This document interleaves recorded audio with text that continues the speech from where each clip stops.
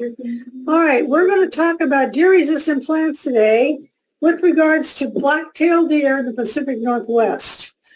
We're going to start out with just some deer damage. Now, this is just around my house, and this is a native tree. I don't know the name of it. I didn't research enough to find out, but it was knocked down in the April snowstorm. It is still attached to the ground, but it's leaning. And every limb on that tree that the deer can reach, they have stripped. The deer have also been eating every seedling that's come up from these trees. So there's nothing to replace them when they fall. And this happens when there's too many deer in one area of the forest, and the forest can't support them. So what happens is they move into our landscaping, and that's pretty much what this talk is about. They're looking for new feeding grounds, and our landscape and our yards are becoming those new feeding grounds. I'm going to start out with showing you some of the damage that has been happening, and this is just around, most of this is around my neighborhood. I was out walking and took pictures. These are two different dogwoods. One has been in the ground for several years. The other one was planted last year. They finally fenced it a couple of weeks ago where they were going to lose their tree because the deer were constantly eating it. My neighborhood has two sets of does and two does, two sets of twins, and a doe with a single and a buck. So those deer are eating constantly, almost every day. When I say constantly. Now, this California lilac, I have been watching them. Every spring they attack this plant, and it is now dying because the deer get up on the side of there, and there's two half-grown yearlings and the doe eating all the green leaves on that plant. Now, this is a pruning by deer.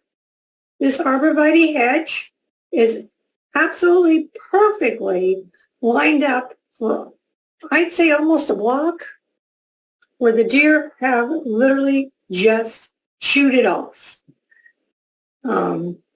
And they come back as it grows. They keep it that way all the time. I've seen this particular hedge for 2 years now, and it's not changed. Now, these are other plants, are food plants they're attacking. This is a grape. Now, when the does came back with their young fawns, this grape was leafed out, put to the ground. Within 3 days after they returned, it was the way it is in this picture. All the lower leaves were gone. My strawberries also got it too. I had a row of strawberries with leaves. No strawberries because the squirrels got those, but the deer ate almost every leaf on the row of strawberries. Now, the other thing they're attacking right now is lawns.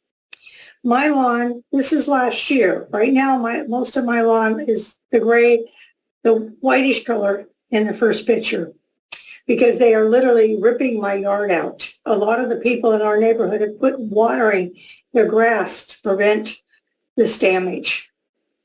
Mine is a perennial grass. I go out and water it, and it's slowly coming back. As you can see in the picture, you can see a little bit of green. But it is and looks awful, even though I water it and fertilize it. But the deer come in almost every day and graze in my yard. Okay, let's learn a little bit about our problem child. A lot of people just say the deer are eating my stuff, the deer are eating my vegetation, but they're not saying, they don't know much about that deer that's eating the vegetation. So right now, I'm going to teach you a little bit about a common enemy for our landscape. Okay, the blacktail deer of the Pacific Northwest is a Colombian blacktail. It's a species that evolved from the California white-tailed deer around 2 million years ago. due to glacial isolation, isolating them. During the years in isolation, they developed a pogo stick-style jump that enables them to escape predators over rocky mountainous terrain that the glaciers left. These skill genes are still passed on to their offspring today.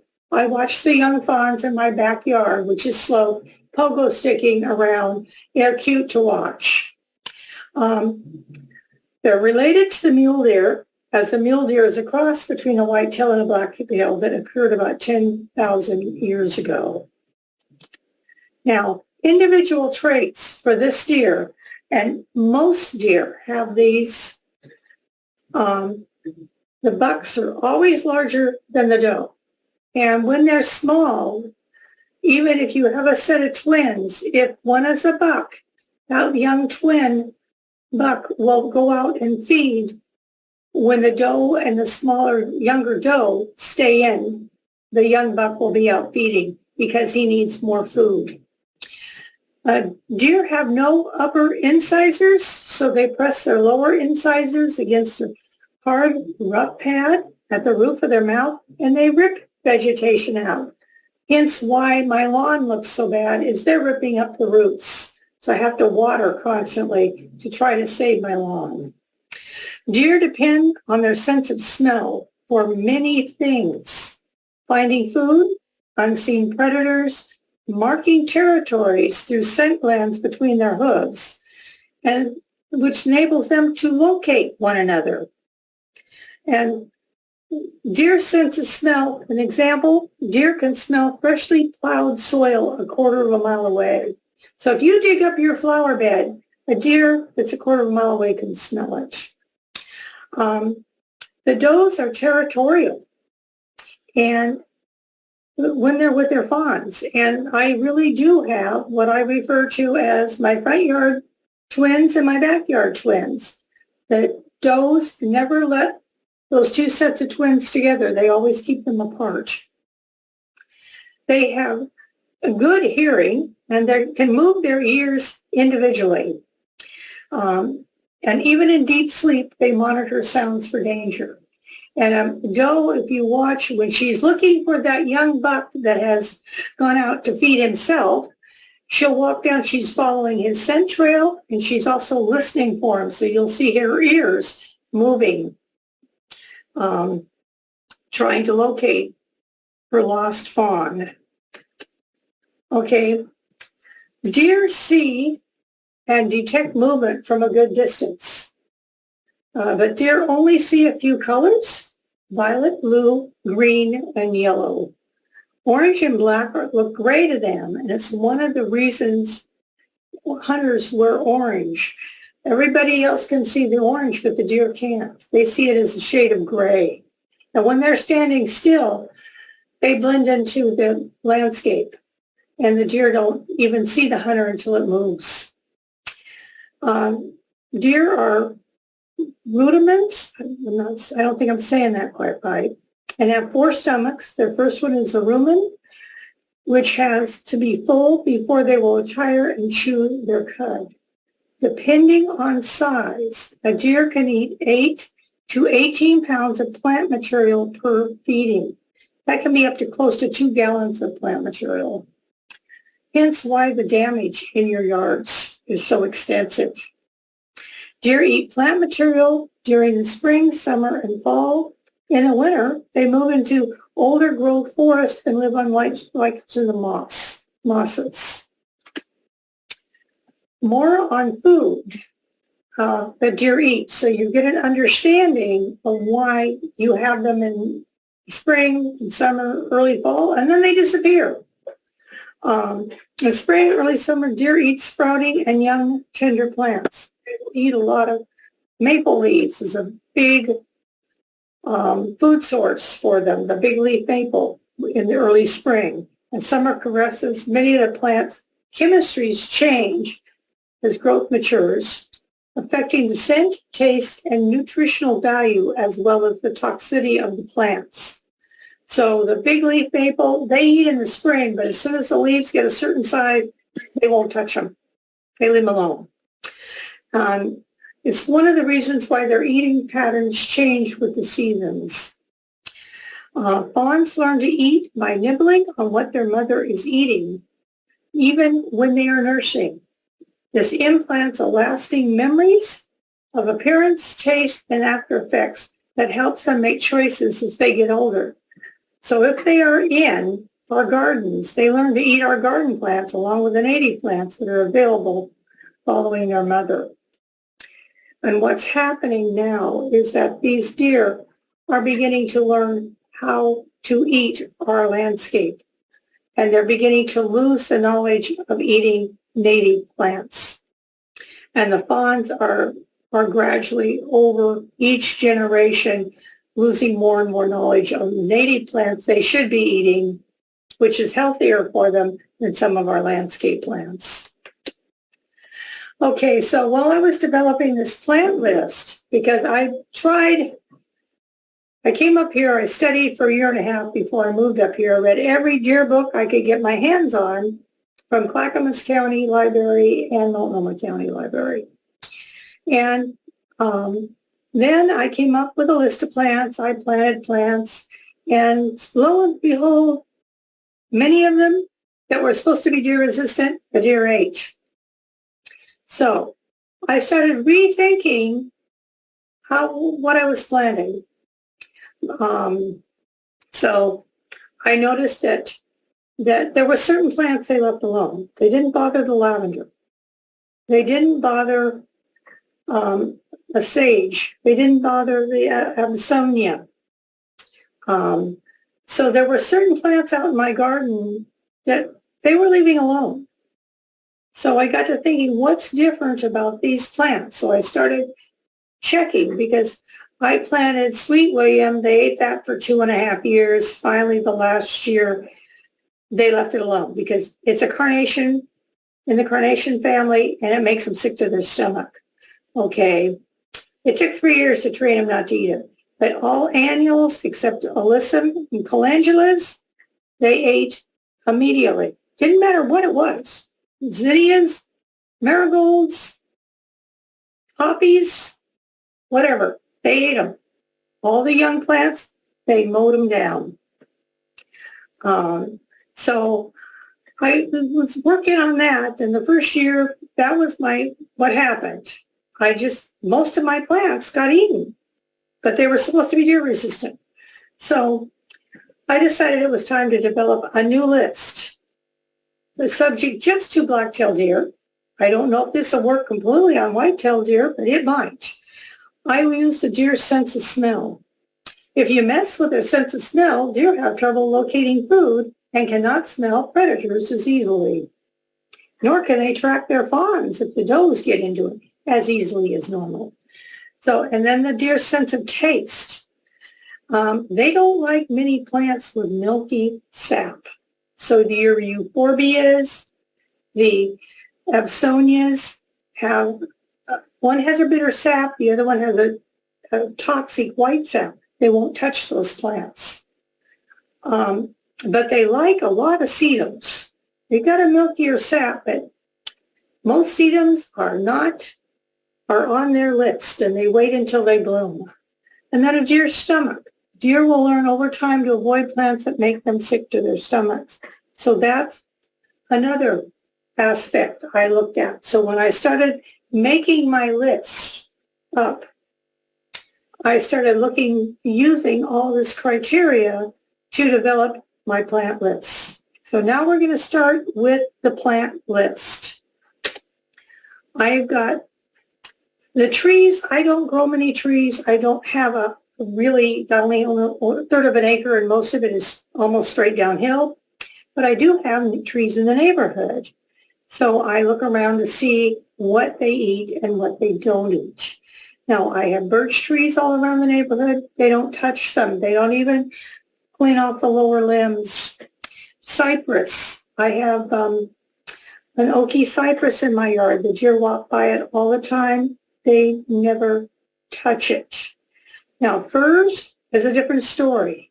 I have 8 fir trees in my backyard. I have no young fir trees coming up at all. The deer have removed the ones that they can get to, and the other ones may be dying out due to the fact that we have blackberries. Hemlock, the little hemlock seedling here is in my yard. It's from the neighbor's hemlock that blew over, and the deer have never touched it. It's open, the deer can get to it, they don't bother it. Magnolias, they don't seem to care for either the taste of a magnolia, the texture of the leaf, I don't know. They leave them alone. Pines, I've got bugle pines, and there's a couple big pines down in the neighborhood. The deer do not touch them. I have a redwood across the street. I've never seen the deer even approach the redwood.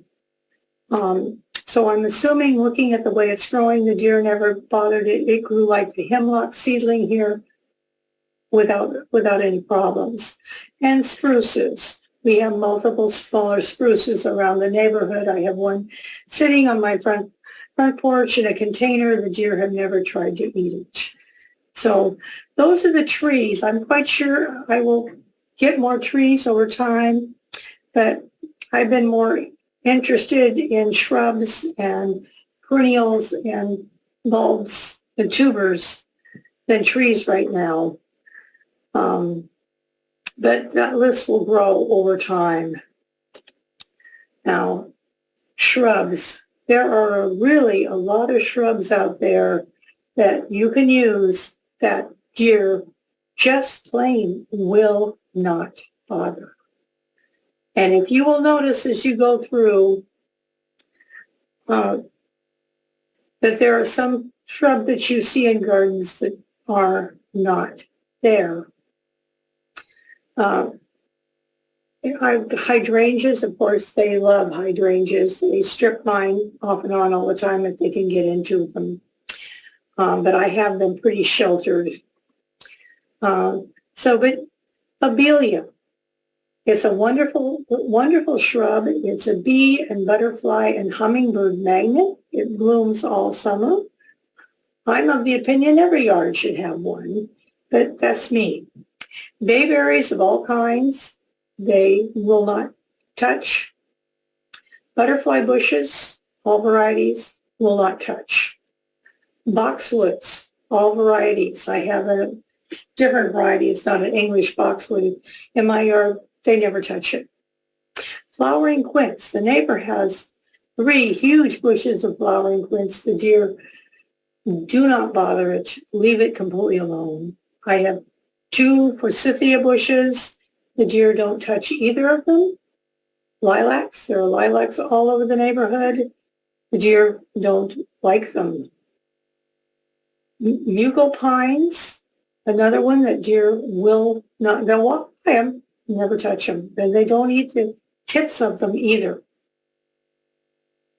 Rhododendrons of all varieties, they won't touch them, they'll walk by them.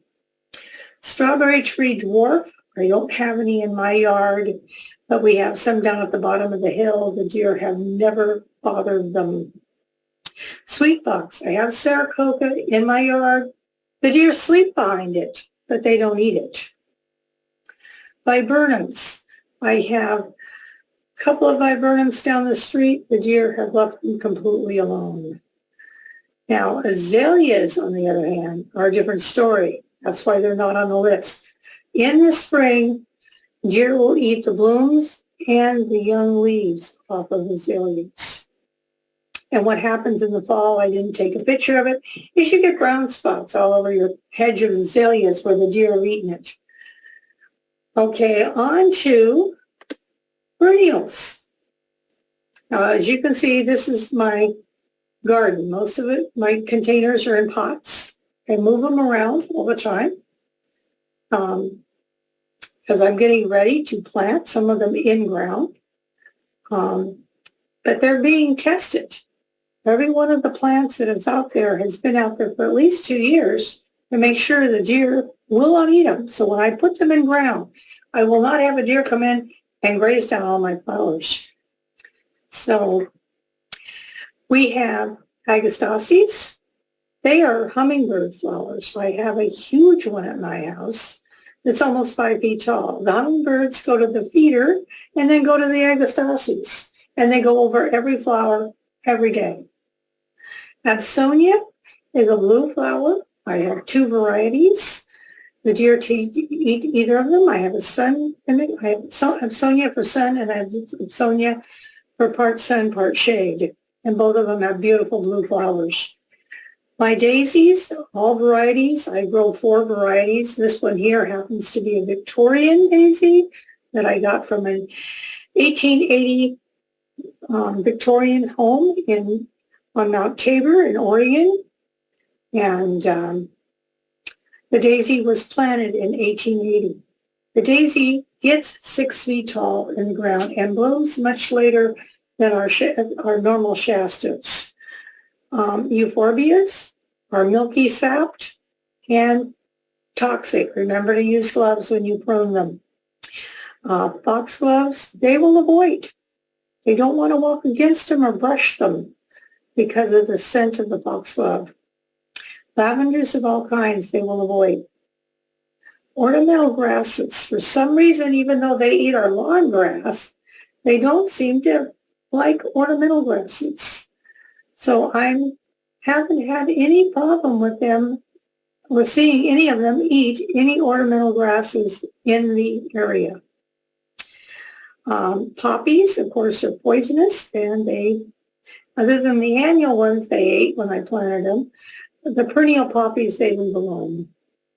Penstemons, all varieties and hybrids. The first year I put out my penstemons, the deer ate them. Now they don't touch them. They're out there and they're left alone. Red hot poker is one I have noticed in several yards the deer leave alone. I don't grow it here, but down the road I might.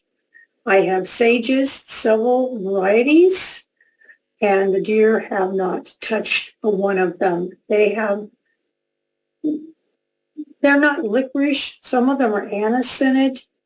My agastaces licorice scented, and some sages are anise, and others just have a horrible scent to them that once the deer get on them, they have trouble getting off of them. Sword ferns are the only fern, even though they say on many lists, ferns are deer resistant. Well, unfortunately, ferns like to eat the fennels, and the fennels on the ferns are what they come in on, especially a lot of the fancier varieties. They eat them to the ground. I have an Alaskan fern that my girlfriend gave me. It is a really interesting fern. It's branching. So when the leaves come out, they have branches on them. And I have a problem. I can't leave it out. The deer eat it to the old growth. Even if the leaves have gone out and extended out, they still eat them.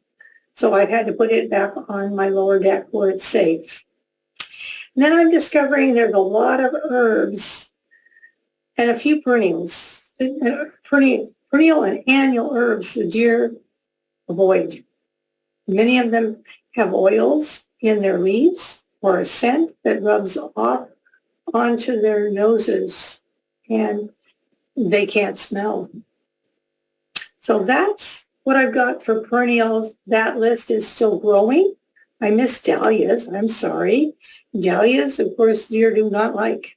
They have a milky substance in their stems, and they also have a scent, which deer don't care for. But slugs do. Dahlias are very slug prone. Okay, now we're going to go into some bulbs and tubers that deer will not touch, or they've tried to touch and left alone. Okay, we have alums. Of course, they smell like onions and garlic. They will not touch them. They mess with their noses. Belladonna lilies or naked lilies, which are blooming. Mine are blooming right now. Belladonna lilies are poisonous.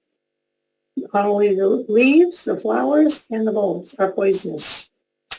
Cocosmia, so far, I've got cocosmia in my yard. They have left it alone. I have yet to have it blooming, we'll see what happens when it blooms. Crocuses, I've got 3-4 varieties of crocus in my yard. They've never touched them. I have several varieties of daffodils in my yard. They've never touched them. Oops, I put dahlias dahlias are a tuber. I put them in both places. Dahlias, deer don't like, won't touch them. But the other thing, voles will. So just an FYI, when you put them in the ground, voles love dahlia bulbs. Irises of all kinds, deer. I had them try eating one of my fancy Siberian iris. They spit it out. It was an iris. They didn't like it. They won't touch peonies. I don't know whether, to me they don't have a scent, but for some reason they must taste bitter to a deer.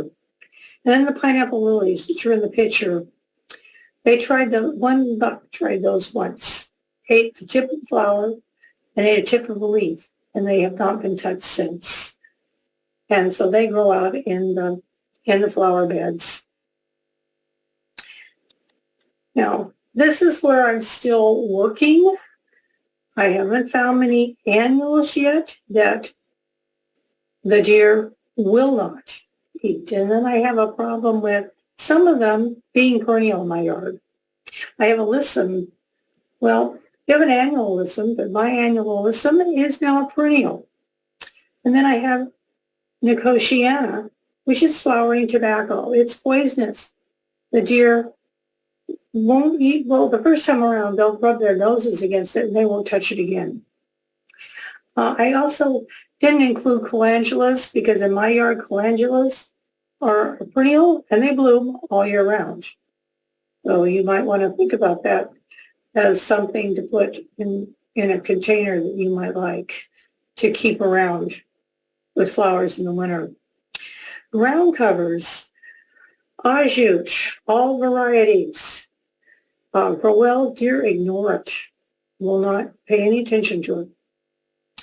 And then I was surprised that they ate all the rest of my sedums, but they left hen chickens alone. And this one is growing in the ground, and the big center ones are almost 5 inches across. They'll bloom next year, but they're doing well. And I'm going to leave them in that small area by my shrubs where they're very pretty. So anyway, other than references, that concludes my talk.